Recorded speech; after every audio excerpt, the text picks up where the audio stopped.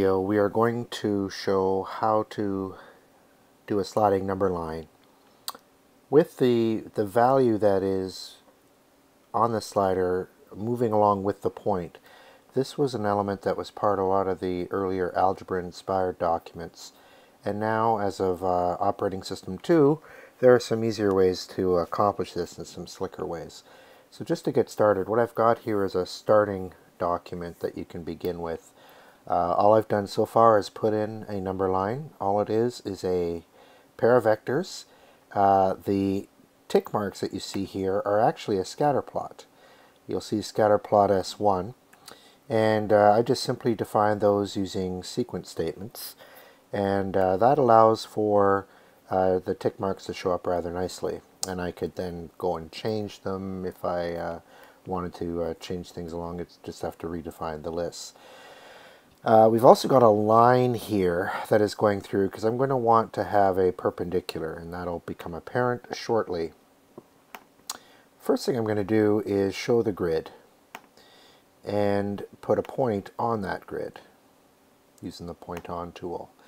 The reason for this, why it's really nice to work with a point on the grid, is instead of having to grab and move the point, I can just select the point and then use my trackpad or my arrow keys to move the point along.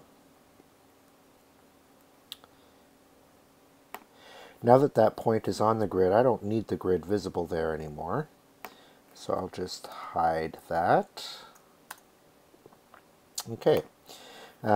First for the pointers. So I'm going to construct a perpendicular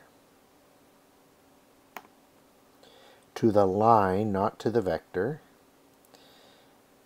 And then I will now construct my vector.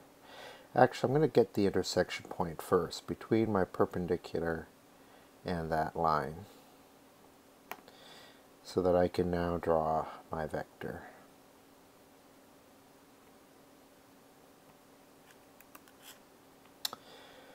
Now I've got a vector that will be kind of like a pointer to my number line. So I can hide the line, hide the point where it meets the line, and now I don't need this line here in the background or its endpoints.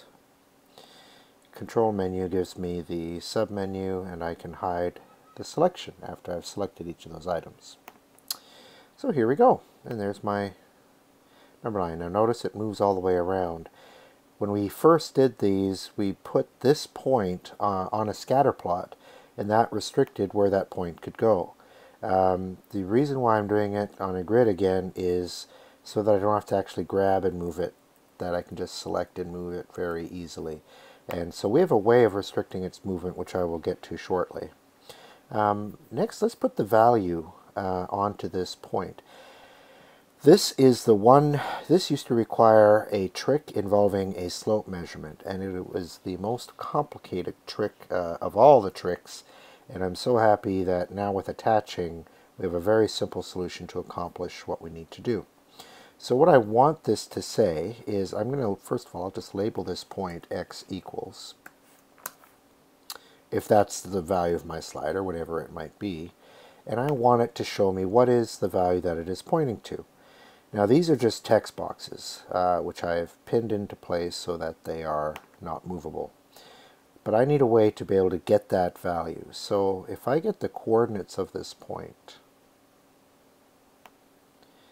then its x coordinate gives me the value that I'm desiring.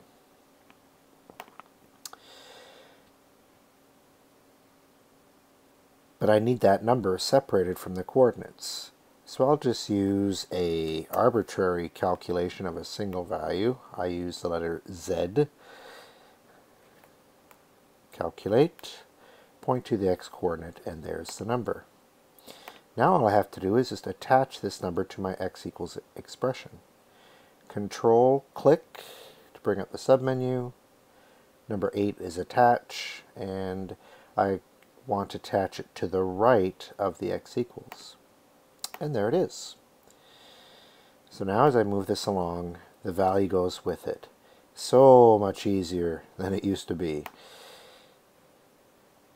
And I will just hide those.